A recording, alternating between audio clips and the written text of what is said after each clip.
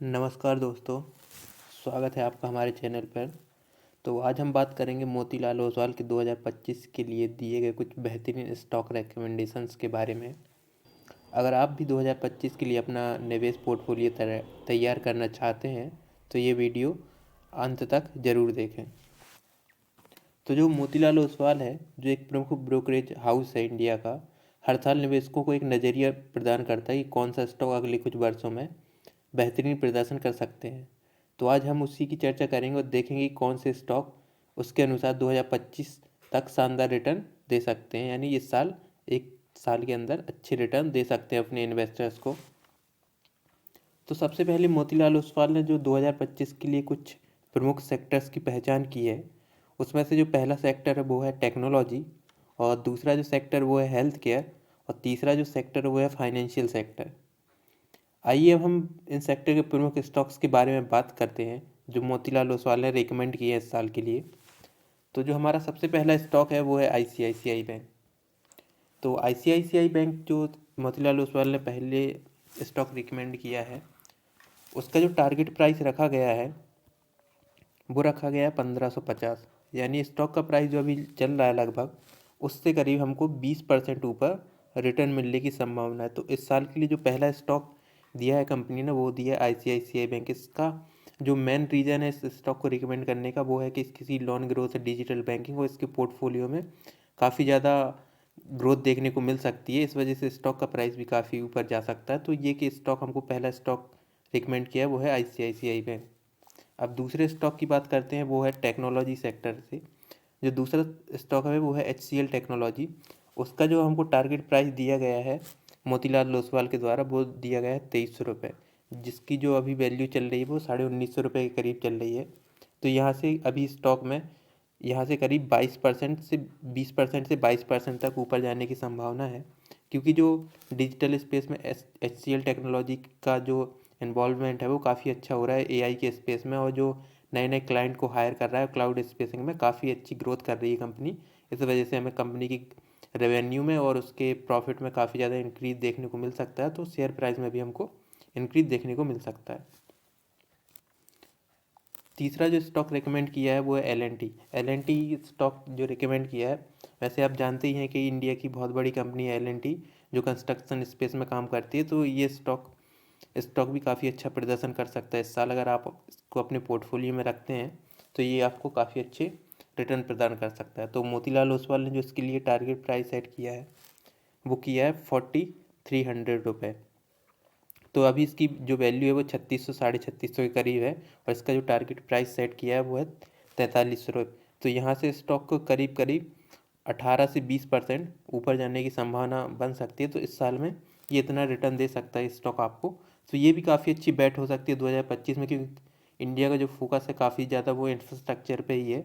तो infrastructure space में आप इन्वेस्ट करके काफ़ी अच्छा रिटर्न कमा सकते हैं। इसके बाद जो अगला स्टॉक रिकमेंड किया है मोतीलाल ओसवाल ने वो है जोमेटो। जोमेटो का जो टारगेट प्राइस रखा गया है वो रखा गया है 330 रुपये। तो उसका जो करंट प्राइस चल रहा है अभी 273 रुपये चल रहा है। तो इधर से स्टॉक में करीब करीब 20 से 22% ऊपर जाने की संभावना है, और इधर तक स्टॉक ऊपर जा सकता है। क्योंकि आप देख सकते हैं फूड स्पेस में जो ऑनलाइन डिलीवरी फूड होता है उसमें दो ही कंपनी जोमेटो और स्विगी है, और दोनों ही की ग्रोथ पोटेंशियल काफ़ी ज़्यादा है दोनों कंपनियों में। ये फ्यूचर में काफ़ी अच्छा रिटर्न दे सकते हैं, क्योंकि फ्यूचर जो होने वाला है वो इसी डिजिटल स्पेस में ऐसी सर्विस प्रोवाइडर कंपनियों का होने वाला है। तो ये कि स्टॉक भी रिकमेंड किया है मोतीलाल ओसवाल के द्वारा। उसके बाद जो अगला स्टॉक रिकमेंड किया है मोतीलाल ओसवाल ने वो किया है Nippon life India asset management limited.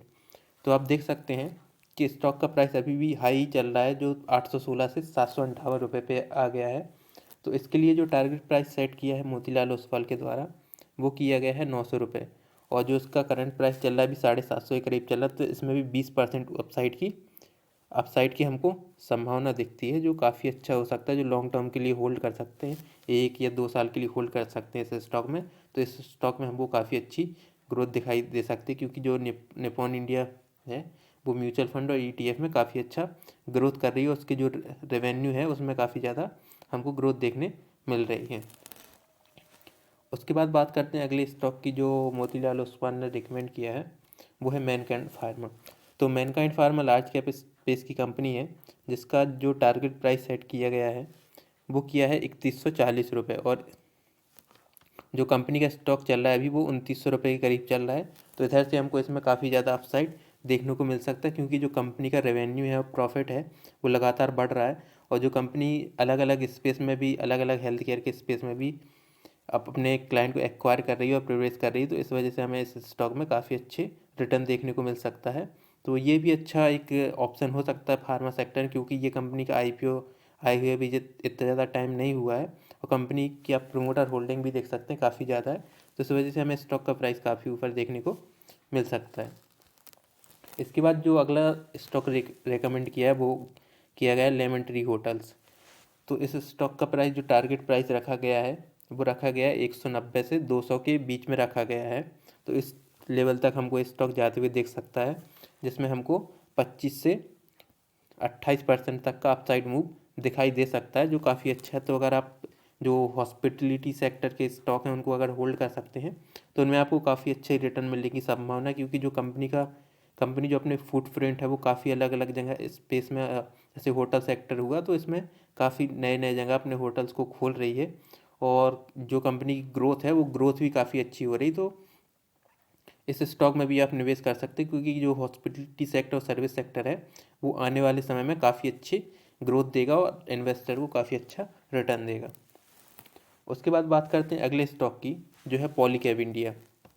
जैसे आप पॉलीकैब इंडिया को तो जानते हैं, जो वायरिंग कंपनी है, वायर बनाती है और होम अप्लायंस बनाती है। तो ये काफ़ी अच्छी कंपनी है। जैसे आप देख सकते हैं switch gear, LED light, fans आदि बनाती है। तो ये जो कंज्यूमर सेक्टर है, FMCG सेक्टर में काफ़ी अच्छी कंपनी है। जो वायरिंग हुआ उसमें काफ़ी अच्छी कंपनी है, और इसका जो मोतीलाल ओसवाल ने टारगेट प्राइस रखा है वो रखा है 8,340। तो इसमें हमको करीब 18% का अपसाइड देखने को मिल रहा है, और ये स्टॉक वैसे भी अपने इन्वेस्टर के लिए मल्टी बैगर साबित हुआ है, और इसने काफ़ी अच्छा रिटर्न दिया है अपने इन्वेस्टर को। जो कंज्यूमर ड्यूरेबल सेक्टर है तो उसमें काफ़ी जो कंपनी का फ्यूचर है वो काफ़ी ब्राइट दिखता है, और जो इसका फ्यूचर प्रोस्पेक्ट है वो भी काफ़ी अच्छा है। तो इस स्टॉक में आप निवेश करके काफ़ी अच्छा रिटर्न कमा सकते हैं। तो ये स्टॉक जो मोतीलाल ओसवाल ने रिकमेंड किया है। इसके बाद जो अगला स्टॉक रिकमेंड किया है वो है मैक्रोटेक डेवलपर, जिसको लोधा डेवलपर भी कहा जाता है। तो जो कंपनी की प्रेजेंस है वो मेनली मुंबई में है, लेकिन अब जो कंपनी है अपनी जो प्रेजेंस पुणे और इवन बेंगलोर की मार्केट में भी एंटर हो रही है। तो इससे कंपनी का रेवेन्यू में काफ़ी ज़्यादा ग्रोथ देख सकती है, तो जिससे कंपनी के प्रॉफिट में भी ग्रोथ देखने को मिल सकती है। तो मोतीलाल ओसवाल जो ब्रोकरेज फर्म है उसने इसका टारगेट प्राइस 1770 रखा है, जो अभी जो करंट प्राइस चल रहा है उससे करीब करीब 26 से 28% ऊपर तक शेयर जा सकता है। तो ये काफ़ी अच्छा इन्वेस्टमेंट ऑप्शन हो सकता है, क्योंकि कंस्ट्रक्शन स्पेस में काफ़ी ज़्यादा डेवलपमेंट हो रहा है और गवर्नमेंट स्पेंडिंग भी काफ़ी ज़्यादा हो रही। तो इसमें एक हमको बूम देखने को मिल रहा है रियल एस्टेट सेक्टर में। तो ये काफ़ी अच्छा हो सकता है आपके लिए, इन्वेस्टमेंट के लिए। तो जो कंपनी की जो ऑर्डर बुक है वो करीब 5,000 करोड़ रुपए की है। तो आप देख सकते हैं ऑर्डर भी कंपनी के पास पहले से है, तो इस स्पेस में हमको काफ़ी अच्छी ग्रोथ देखने को मिल सकती है। इसके बाद जो अगला जो शेयर रिकमेंड किया है मोतीलाल ओसवाल फर्म ने वो है श्यारमा SGS टेक्नोलॉजीज लिमिटेड। इसमें जो कंपनी का अभी करंट प्राइस चल रहा है वो करीब 630 के करीब चल रहा है, और जो मोतीलाल ओसवाल ने इसका टारगेट प्राइस 750 रखा है, यानी जो अभी करंट प्राइस चल रहा है उससे 25 से 30% ऊपर स्टॉक का प्राइस जा सकता है। और कंपनी अभी स्मॉल कैप कंपनी है, और इसका IPO अभी आए हुए ज़्यादा टाइम नहीं हुआ, तो इसमें हमको काफ़ी अच्छी ग्रोथ दिख सकती है इस स्टॉक में। और ये जो मेनली स्टॉक है वो EMS यानी इलेक्ट्रॉनिक मैन्युफैक्चरिंग सर्विस प्रोवाइड करवाता है। जो इलेक्ट्रॉनिक सामान है उसका क्रेज इंडिया में काफ़ी ज़्यादा बढ़ रहा है, और लोग कंज्यूमर प्रोडक्ट पर ज़्यादा खर्च कर रहे हैं। तो इस स्टॉक में हमको काफ़ी अच्छी ग्रोथ दिखाई दे सकती है। जो कंपनी की ऑर्डर बुक है वो करीब 4,000 करोड़ के करीब है, यानी कंपनी के पास इतने ऑर्डर पहले से ही, और इसकी जो ऑर्डर बुक है वो काफ़ी अच्छी स्ट्रॉन्ग हो सकती है। और जो इलेक्ट्रॉनिक मैन्युफैक्चरिंग सर्विस सेक्टर है उसमें काफ़ी ज़्यादा ग्रोथ हमको आने वाले फ्यूचर में दिखाई दे सकती है। तो ये काफ़ी